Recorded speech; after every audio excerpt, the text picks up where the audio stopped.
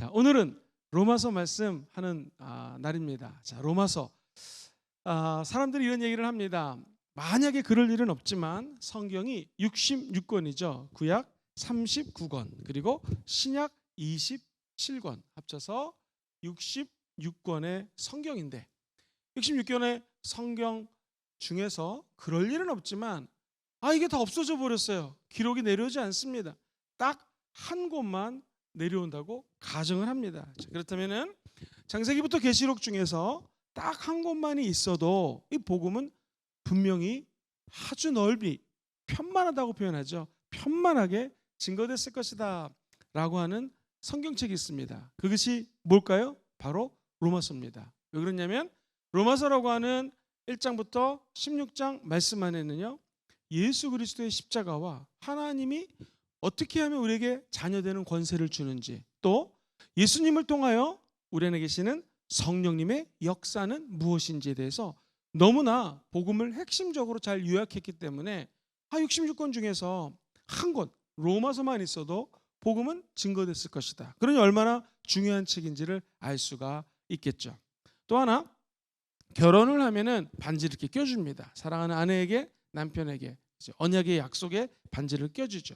이 로마서가 마치 1장부터 계속 흘러나오는 메시지가 하나님의 자녀되는 권세, 하나님과 그 아들 예수 그리스도와 영적인 신랑 신부가 되는 권세를 우리에게 약속의 반지를 껴준다라고 표현을 합니다. 자, 다이아몬드 반지를 예를 들어 보겠습니다. 신랑 신부가 다이아몬드 반지를 꼈다 했을 때에 다이아몬드 반지의 그 다이아몬드 같은 역할을 하는 것이 로마서 8장이라고 합니다. 즉, 이 로마서는 너무나 언약의 충실하고 언약의 성취에 대한 내용들이 줄줄이 흘러넘치는데 그 중에서도 로마서 8장 말씀은 우리 영혼 속에 마치 다이아몬드가 반짝 빛나는 것처럼 가장 핵심적인 진리의 메시지를 전한다고 얘기를 하고 있습니다. 특별히 로마서 7장까지는 예수 그리스도를 믿었지만, 복음을 믿었지만 아직 성령을 받지 않은 상태에 대해서 묘사를 하고요.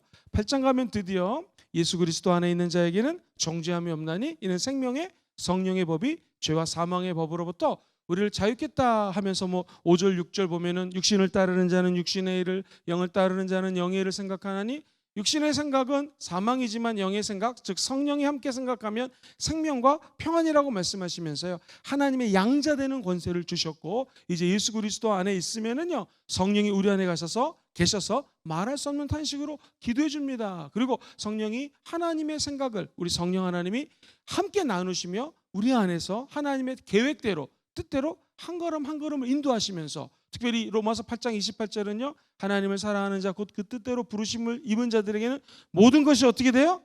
합력하여 선을 이루는 성령 사역에 대해서 로마서 8장은 전합니다. 그리고 9장, 10장, 11장까지 이 예수 그리스도의 교리가 무엇이고 예수 믿는 사람은 어떤 마음으로, 믿음으로 살아야 되는지를 이야기합니다. 뿐만 아니라 로마서는요, 그냥 예수 믿고 구원받았다로 끝나는 것이 아니라 진짜 삶에서 어떻게 생활해야 되는지까지도 12장 이하에 쭉 적혀져 나가고 있습니다. 그러니 복음도 담겨져 있어요. 앞부분의 교리, 그리고 뒷부분에 우리 삶의 실천적인 것들, 모든 것들이 이 로마서 안에 들어있다라고 해도 과언이 아닙니다. 자, 한번 교재를 보시면 249페이지에 보면 기록 목적이 무엇인가, 내가 이제 로마를 방문할 것입니다 라고 사도 바울이 자기 방문 계획을 알리는 것입니다. 그리고 스페인으로 가는 전도 여행에 도움을 얻기 위해서 이 복음을 증거했다고 이야기를 하고 있습니다. 또 한 가지, 세 번째 줄 보면은 예루살렘에 보낼 헌금을 전달하기 위한 기도를 좀 부탁을 하고 있고요, 로마 교회에 속한 유대인과 이방인의 화해와 일치를 위해서 기록이 되어 있습니다. 특별히 우리가 잘 아는 사도행전, 바로 지난 시간에 공부했던 2장 1절로 4절에 보면 오순절날 사람들이 전 세계에서 이스라엘로 모입니다. 그때 은혜 받았던 성도들이 로마로 이제 다 흩어져서 로마에 가서 교회를 세웠습니다. 그리고 그 교회에 있는 하나님의 교인들에게, 성도들에게 편지를 적는 것이 바로 이 로마서의 내용입니다. 자, 저자는 누굴까요? 당연히 사도 바울이 로마서의 저자가 됩니다.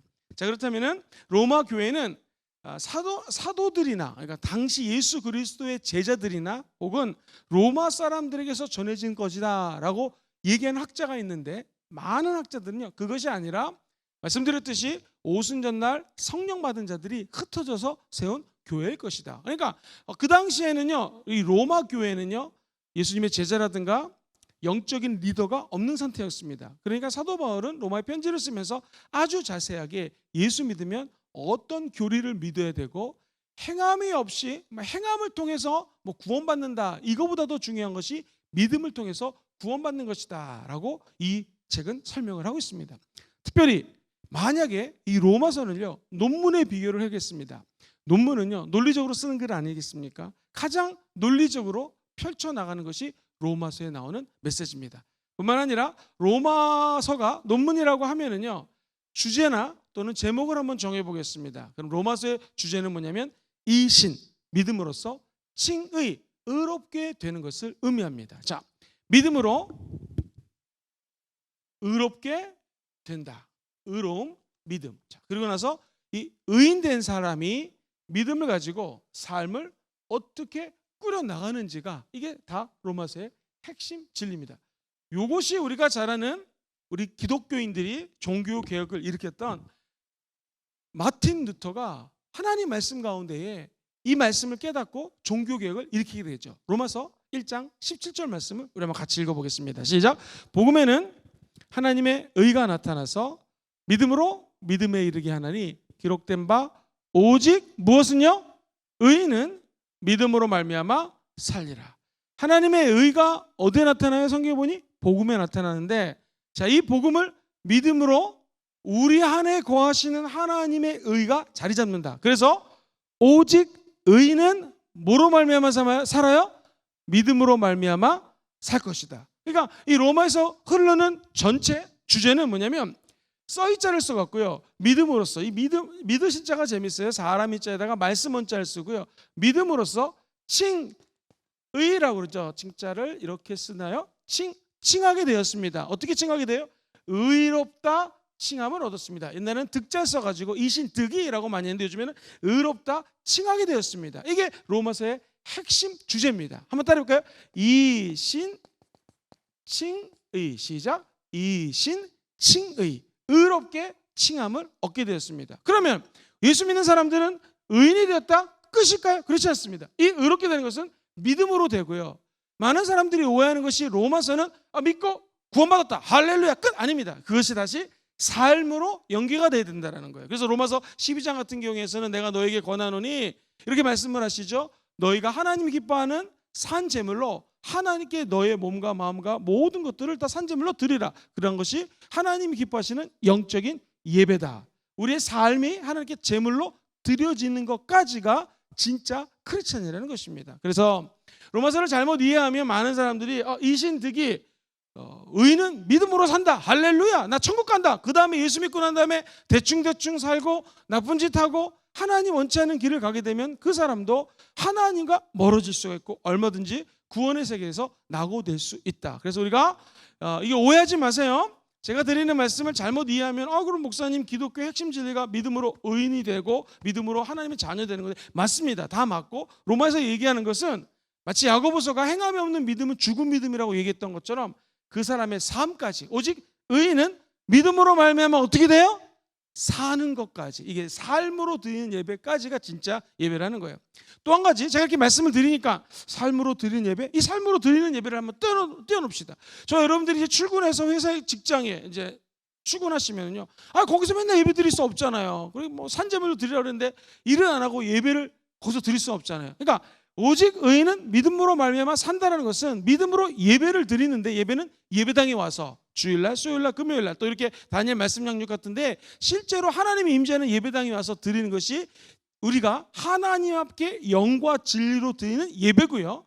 이것은 무엇이냐면 삶의 현장에서 예수 믿는 자들이 예수님의 향기를 흩날리고 성령의 인도하심을 다른 사람들에게 전하는 것, 이것을 삶의 예배라고 표현할 수가 있습니다. 그래서 오늘날 많은 사람들이 이 예배당에 와서 예배 드리는 거, 특별히 코로나 시대에 이거 귀찮은데 인터넷으로 예배드리고 유튜브로 예배드리니까 너무 편하다, 이건 아니죠. 왜냐하면 코로나가 이제 점점 위드 코로나로 바뀌면서 하나님이 임재하는 산 제물로 드려지는 예배는 하나님의 임재가 있는 이 성수에서 드리는 것이 예배고, 삶으로 드리는 예배는 예배를 마치고 삶의 현장에서 오직 의인은 믿음으로 살아나가는 모습을 세상 사람들에게 보여줌으로 많은 사람들이 우리를 통해서 하나님을 믿게 하는 통로가 되는 것, 이것을 로마서에서는 오직 의인은 믿음으로 산다라고 표현을 하는 것입니다.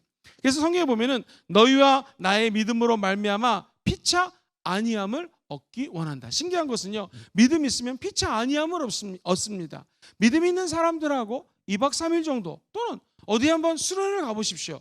서로가 아니함을 얻습니다. 위로함을 얻어요. 그런데 세상 사람들하고 며칠만 한번 지내보십시오. 있는 믿음도 없어질 수가 있다는 거예요. 믿음의 공동체는 의인은 모여서 예배 드리고 그것이 우리 마음속에 체득화됨으로 삶으로 표출되는 것까지를 로마서는 이야기하고 있다. 기억하시면 좋겠습니다. 그리고 또 하나 얘기하는 것은 이 로마서에서 한번 따라해 볼까요? 의인은 없나니 하나도 없습니다. 시작. 의인은 없나니 하나도 없다고 그래요. 그래서 좀 이따 제가 시간 나면 설명이 되겠지만, 의인은 없는데 오직 믿음으로 의인 된다면 이게 뭔 말입니까? 자, 로마서 7장에 보면은요, 사도 바울이 얼마나 자기 자신을 거의 혐오하듯이 이렇게 얘기해요. 내 안에 선을 행하고자 하는 내가 있는데 선을 행하지 않고 오히려 악을 행한다. 그러니까 가만히 보니까 자기 자신을 면밀하게 조사해봤더니 내 안에 하나님을 따르고자 하는 내가 있고 악을 따르고자 하는 내가 있는데, 가만히 보니 그게 바로 내 안에 있는 죄성이라는 죄성. 그러니까요, 이 세상에 있는 마귀의 유혹도 위험하고 우리가 이제 병을 갖고 있다 그러면 병도 사실 힘든 거죠. 그래서 제일 무서운 게 뭐냐면 죄라는 거예요. 이 죄성이 나를 이 죄의 길로 인도한다는 거예요. 그래서 사도 바울 같은 믿음의 대선배가 고백하는 것이 고린도 지역에서 편지를 로마에 보내면서 오라 나는 곤고한 자로다. 시작. 오라 나는 이 사망의 몸짓으로부터, 이 사망의 곤고함으로부터 내가 어떻게 자유케 될까? 이것이 예수는 믿었는데 내 안에 성령 받지 못한 상태까지를 로마서 7장에서 이야기를 합니다. 자, 과연 그런지 한번 눈으로 확인을 해보겠습니다. 로마서 7장에 보면은요, 이런 메시지가 나옵니다. 시간 관계상 17절부터 한번 볼까요? 16절부터 볼까요? 만일 내가 원하지 아니하는 그것을 행하면 이로써 내가 율법이 선한 것을 시인하는데, 17절 시작. 이제는 그것을 행하는 자가 내가 아니요 내 속에 거하는 뭐예요? 죄다. 18절 시작. 내 속 곧 내 육신에 선한 것이 거하지 아니하는 줄을 아노니 원함은 내게 있지만 선을 행하는 것은 없다 하면서 19절에 보니 내가 원하는 바 선을 행하지 아니하고 도리어 원하지 않은 바 뭐를 해요? 악을 행한다. 20절 시작. 만일 내가 원하지 않으냐는 그것을 하면 이는 행하는 자가 내가 아니요 내 속에 거하는 뭐다? 죄라는 거예요. 이 죄가 이렇게 무섭습니다. 21절에 보니 그러므로 내가 한 법을 깨달았는데 곧 선을 행하기 원하는 나에게 악이 함께 있다. 내 속사람으로는 하나님의 법을 즐거워하지만 내 지체 속에서 다른 한 법이 있는데 내 마음의 법과 싸워서 내 지체 속에 있는 죄의 법으로 나를 사로잡는 것을 내가 어떻게 해요 지금? 본다. 얼마나 괴롭겠습니까? 그러니까 24절에 보면 시작. 오라 나는 곤고한 사람이로다. 이 사망의 몸에서 누가 나를 건져내랴. 야, 이게 굉장히 비극적입니다. 사도 바울 같은 분도 성령의 충만함을 받지 못할 때는요, 죄를 따라갔다는 것이거든요. 죄는 참 무섭습니다. 근데 갑자기 25절 마지막 절에 문맥이 조금 바뀌면서 8장 가면 자기 때문에 막 오라 나는 곤고한 자로다. What a wretched man that I am. 영어 성경에 적혀져 있는데요, 내가 얼마나 버러지 같은 자인가 라고 고민하다가 갑자기 문체가 좀 바뀌기 시작합니다. 자, 우리 25절 한번 볼게요. 시작. 우리 주 예수 그리스도로 말미암아 하나님께 감사. 이 죄를 짓고 있는 내 모습 본데 왜 감사할까요? 그런즉 내 자신이 마음으로 하나님의 법을, 육신으로는 무슨 걸 섬겨요? 죄의 법을 따른다. 내가 마음으로는 하나님을 따라가기 원하는데 이 육체가 죄의 법을 섬긴다, 따라간다는 거거든요. 그러면서 우리가 잘 아는 8장으로 갑자기 샥 바뀌게 됩니다. 8장 1절도 다시 한번 읽어보겠습니다. 시작. 그러므로 이제 그리스도 예수 하는 자에게는 결코 정죄함이 없나니. 자, 여기서 한번 좀 보시죠. 정죄함이라는 것은 말 그대로 condemnation이라는 걸 쓰는데요, 정죄하는 거예요. 이 정죄함이 뭐냐면은 그동안에는요, 만약 저와 여러분들이 운전을 하는데 빨간불에 안 쓰고 그냥 갔어요. 그럼 어떻게 됩니까? 딱지가 날라오죠. 교통순간이 보면은 범칙금이 나올 것입니다. 왜냐하면 법을 어겼기 때문에. 그렇지 않겠습니까? 그런데 이제 저와 여러분들은 육신으로는 세상에 살고 있지만 영적으로는 마귀의 법, 심지어는 율법 아래 사는 자가 아니라 이제는 성령 하나님의 법을 따라 살게 되어 있어요. 그것을 따라해 볼까요? 생명의 성령의 법. 8장 1절 한번 다시 한번 띄워봐 주세요. 그러므로 이제 그리스도 예수 안에 자는 결코 정죄함이 없나니. 왜 정죄함이 없어요? 이제 우리가 하늘법을 따라가게 돼 있어요. 성령법을 따라 살아요. 그것을 2절에 이렇게 표현합니다. 시작. 이는 그리스도 예수 안에 있는 무슨 법? 생명의 성령의 법이 있는데, 이 법이 뭐로부터 우리를 해방하여? 죄와 사망의 법으로부터 너를 해방한다. 아까 사도 바울이 권고하고 느낀 것은 뭐예요? 죄잖아요. 죄.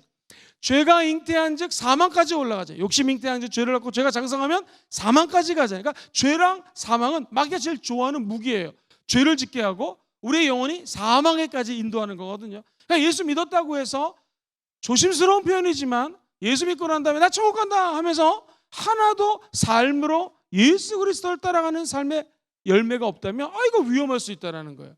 근데 감사하게도 우리 인간은 연약해서 맨날 죄를 따라가고자 하는 연약한 내가 있는데, 내 안에 성령이 거하면 이제 이 성령의 법이 죄도 이겨요. 더 중요한 것은 사망도 이겨요. 할렐루야.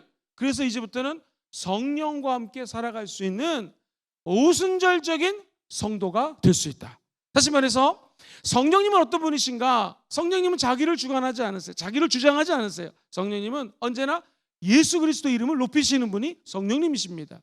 성령이 너에게 오시면은 내가 말한 것을 기억나게 할 것이고 그는 나를 드러낼 것이라고 얘기해요. 그러므로 성령 충만을 오해하면은 성령 충만 받았으니 방언을 하고 권능으로 귀신 쫓아내고, 다 맞습니다. 우리 교회도 그런 기적이 일어나고 있는 걸 믿습니다. 근데 진짜 성령 제대로 충만한 건 뭐예요? 성령이 충만하면 죄랑 싸워서 피 흘리기까지 이길 수 있는 힘이 성령이 부어주신다는 거예요.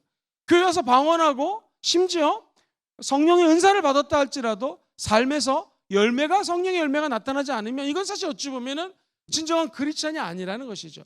그래서 로마서 얘기하는 건 뭐냐면은, 예수 믿는 사람들은 성령을 따라 살아가야 되는데 이것을 한번 따라해볼까요? 성화. 성스럽게 살아갈 수 있는 성화의 과정이 필요하다는 것이죠. 거룩하게 변화돼가는 sanctification, 성화의 과정이 필요하다. 그래서 이 신칭이 justification이라고 하거든요. 의롭다 돼 있는 삶이 이제 sanctification, 성화까지 올라갈 수 있도록 누가 도와주세요? 성령 하나님이 도와주신다라는 것이 사실 로마서의 핵심 주제라고 이야기를 할 수가 있습니다. 사랑하는 순복음종교의 모든 성도님들, 우리가 예수 믿었지만 죄를 안 짓지 않습니다. 예수를 믿었지만 미워하고 화를 낼 수도 있고 연약해서 넘어질 수 있어요. 그런데 중요한 건 무엇입니까? 그렇다 할지라도 실망하지 말아야 될 것은, 예수 믿으면 성령이 내 안에 거하시고 그 거하신 성령님을 의지해서 오늘 밤처럼 기도하시고 하나님께 성령 달라고 사모하시면 성령이 임해서 죄와 사망의 법으로부터 저와 여러분들을 인도해 주시고 승리케 하여 주실 줄 믿습니다. 자, 그래서 이 로마서 보면은요, 참 이 논리적인 전개가 기가 막혀요. 예를 들면 처음에 시작할 때 예수 그리스도의 종 나 바울은 사도로 부르심을 받아, 1장 1절에 이런 말이 나오거든요. 한번 같이 읽어보겠습니다. 로마서 1장 1절 처음에 이렇게 시작을 합니다. 같이 1장 1절 한번 읽어볼게요. 예수 그리스도의 종, 시작. 예수 그리스도의 종 바울은 사도로 부르심을 받아 하나님의 복음을 위하여 어떻게 해요? 택정함을 입었다. 사도 바울이 깨달은 것은, 내가 종인데 나는 사람의 종도 아니고 조직이 있으면 조직의 종도 아니고, 예수 믿는 사람들은 누구 종이라는 거예요? 예수 그리스도의 종이라는 거예요. 사랑하는 성도님들, 직장에 가면 만약 어떤 직장인 위에 대리, 부장님, 사장님이 계시면 여러분들은 그 사람들의 종 아닙니다. 그 회사의 종도 아닙니다. 저와 여러분들은 예수님의 종인 줄 믿습니다. 나는 누구인가? 예수님의 종으로 살면 그 다음부터 하나님이 결정해 주신다는 것이죠. 그러니까 예수 그리스도의 종 되기 원하시는 분들은 아멘 해볼까요? 오늘날 사람들이 당신은 주의 종입니까? 이 말은 흔히 전도사님, 목사님들, 선교사님들을 주의 종이라고 하는데, 광범위하게 얘기하면 오늘날 예수 믿는 모든 사람들은요, 만인 대제사장설에 의해서 저 여기 계신 모든 분들이 다 하나님의 자녀고 예수님의 종입니다. 그리고 성령의 일꾼이에요. 할렐루야. 우리도 이렇게 자기 자신을 소개할 때 나는 예수님의 종입니다 라고 소개할 수가 있는 것이에요. 그렇다면 예수 그리스도의 종인 사도 바울이 깨달은 건 무엇인가? 흔히 종이라고 하는 것은요, 의사결정권이 없어요. 종은 소유권도 없어요. 이게 2000년 고대 근동에서 종이라고 하는 타이틀을 가진 자들은요, 자기 마음대로 결정 못해요. 내가 갖고 있는 소유가 내 것이 아니에요. 누구 거예요? 다 주인 거라는 것이죠. 사도 바울이 자기의 종됨을 인정하니까 어떤 일이 벌어집니까? 예수의 종, 내는 사도 바울인데 하나님이 나를 사도로 부르셨다는 거예요. 그러니까 종이 되어서 예수님 앞에 납작 엎드렸더니 나는 종밖에 안 됐는데 하나님이 나에게 성령의 은사를 주셔서 성령에 따라 선지자, 사도, 목사, 교사 이렇게 하나님 부르시지 않습니까? 복음 전하는 자, 이벤젤리스트. 그것을 복음 전하는 자를 요즘 부흥사라고 표현하거든요. 하나님이 5가지 성령의 은사를 통해서 직분을 주셨는데 하나님이 감히 나 같은 사도 바울을 사도로 부르셨다라는 거예요. 그러니까 1장에 보면은 1장 1절에 사도 바울이 자기 자신을 이야기할 때 내가 할 수 있는 것은 예수의 종밖에 안 됐는데 하나님이 나를 높여서 사도로 불렀다. 그런데 이것은 무엇인가? 왜 불렀는가? 저 여러분들을 복 주시고 은혜 주시고 젊음 주시고 건강 주시고 물질 주셨다. 왜 도대체 우리에게 이런 은혜를 주신가? 그것은 복음을 증거하기 위하여 하나님이 나를 택정했다라는 것이에요. 다시 말합니다. 사도 바울이 알았던 것은 자기가 예수의 종이 됐는데 그럼에도 불구하고 아직까지 많은 죄를 짓고 연약한 것이 내 안에 있었다라는 거예요. 사도로 부르심을 받은 것이 성령님이 나를 은혜 가운데 불러주셨는데 그러면 왜 불러주셨을까? 나를 이 텐트 메이커 천막하는 사람으로 왜 만들어줄까? 그것은 하나님이 날 복음을 증거하라고 택정하셨다는 거예요. 자 보세요. 사도 바울은 브루스길라든가 아길라라든가 하나님의 사람들과 함께 텐트를 만드는 사람이었어요. 자 고대 근동에서 2000년 전에 텐트 만드는 거 한번 생각해 보세요. 로마 제국이 전 세계를 제패했습니다. 그러면 그 텐트가 집에서 먹고 자는 텐트가 아니에요. 군사용 장막이었어요. 손이 까지고 굉장히 거친 일이었을 것입니다. 그러면 사도 바울은 눈 뜨면 맨날 보는 것이 군인들이 전쟁에 나갔다가 죽어 돌아오거나 그 막사 같은 천막에서 환자들이 다리가 잘리고 병사들이 손이 잘리고 생명 당하는 것을 많이 봤을 것입니다. 그래서 그가 고린도전서에 보면은 내일 이제 고린도서 말씀을 나누는데 육신의 장막이 허물어진다라는 거예요. 그러니까 이 육체가 텐트 메이커 하는 사람의 눈으로 봤더니 이 육신의 장막, 우리가 갖고 있는 이 육신은 이 장막이 언젠가는 다 없어지더라. 다 죽는다라는 것이죠. 근데 하나님이 영원히 거할 처소를 예배해놨더라. 예수 믿는 사람 안 믿는 사람 지금은 뭔 특징인지 모르는데 로마서에서 얘기하고 싶은 것은 하나님의 은혜 주셔서 천국 백성으로 택정함을 입었다. 그러니까 저 여러분들이 살아야 될 것은 어떻게 살라는 거예요? 나는 누구인가? 금지원교회 모든 성도님들은 어떤 존재인가? 어떤 삶으로 살아야 되는가? 나는 도대체 왜 사는가? 그랬을 때 첫 번째, 나는 예수의 종입니다 라고 고백만 하면, 두 번째, 이게 왜 은혜인지, 나는 종밖에 안 되는데 하나님이 나를 사도로, 저 같은 경우에는 분약하고 연약한 자를 담임 목사로, 목사로, 전도사로, 선교사로, 장로님으로, 또 권사님으로, 안수집사님으로, 주의 종님으로 부르신다라는 것이죠. 그죠? 하나님이 나를 부르셔서 지금 오늘 내 존재가 내 안에 있는 하나님이 부르셔서 내가 이 존재감을 가지고 살아가는데, 진짜 내 존재는 무엇인가? 나는 목회자, 전도사님, 목사님, 담임 목사님 이게 아니라, 이거는 아무것도 아니고 내 진짜 모습은 하나님이 천국 백성으로 택정함을 입은 자다. 뭐하기 위해서? 어떤 직분이건 복음을 증거하라고 이 땅에서 택정함을 입게 있다라는 거예요. 사랑하는 성도님들, 우리 육신은 언젠가는 죽게 될 것입니다. 그러나 이 땅에서 예수 증거하고 하나님 잃어버린 영혼들을 주께 돌이킨 자들에게는 하나님의 생명의 면류관, 충성의 면류관, 은혜의 면류관이 기다리고 있는지 믿습니다. 사도 바울이 얘기하는 것은, 핵심은 예수 죽음 내 죽음, 예수 보자 내 보자, 예수 생명 내 생명 외쳤더니 하나님 내게 성령을 부어주셨고, 이제 그동안 나를 괴롭혔던 로마서 7장까지의 삶, 예수는 믿었지만 죄만 보면 넘어지고 자빠지고 죄랑 결탁하는 이 나의 연약함을 성령이 내 안에 들어오더니 성령님을 통하여 내 삶이 회복되더라. 그 죄도 사망도 나를 어찌하지 못하더라. 이 고백이에요. 근데 그게 뭐냐면 삶으로 택정함을 입은 자답게, 그죠? 의인된 자가 성령의 충만함을 믿음으로 받게 되면 내 삶이 하나님의 복음 증거하기 위하여 택정함을 입었다라고 1장 1절이 시작되는 거예요. 그러니까 계속해서 오직 의인은 믿음으로 말미암아 살 것이다. 예수 그리스도를 믿으면 의인이 돼서 하나님 자녀 되지만, 믿음으로 성령 충만함 받고 방언도 중요하고 열매도 중요하고 내 삶으로 연결될 때 결국 의인된 자가 믿음으로 살 것이요 성령 충만한 삶까지 누리게 된다는 게 초지일관 로마서의 주제라는 것이죠. 자, 그렇다면은 우리 순복음 교회는 너무나 감사한 것이 있습니다. 그것은 사도 바울이 이제 많은 오순절주의 학자들이 이제 펼치는 주장인데요. 7장까지의 이 죄의 공고함, 내가 맨날 넘어지는 곳으로 또 넘어지지 않습니까? 이 중고등학생들 제가 상담을 해보거나 청년들 상담하면, 목사님 내가 나쁜 죄를 짓는데 넘어지는 데서 또 넘어져요. 한 번은 제가 청년 사역할 때 머리를 빡빡 깎고 왔어요. 왜 깎았니? 호주에서 이 군대 갈 일도 없는데. 했던 말이, 목사님 어제 죄를 져가지고 머리를 밀어버렸습니다. 그런데 이 친구가 6개월마다 한 번씩 밀고 나타나요. 뭘 의미합니까? 사람은 죄를 짓지만 이 죄를 이길 수 있는 힘이 아예 우리 안에는 없다라는 거예요. 청년이만 그렇겠습니까? 이것이 모든 분들이 죄를 이길 수 있는 능력이 우리 인간에게는 아예 없어서 3장에 보면 23절에 의인은 없나니 하나도 없고요. 모든 사람들이 죄를 범하였음에 하나님의 영광에 이를 수 있다 없다? 없다라는 거예요. 죄의 싹은 사망이라는 것입니다. 누가 나를 도와줬고 하면서 4장, 5장, 6장, 특별히 6장에 가면 예수와의 연합을 이야기합니다. 예수 그리스도의 하나됨. 이 하나된 자에게는 성령이 거함으로 말미암아 하나님의 자녀되고 뿐만 아니라 성령의 은혜까지도 심노를 받게 되고 은혜의 세계로 들어갈 수 있다.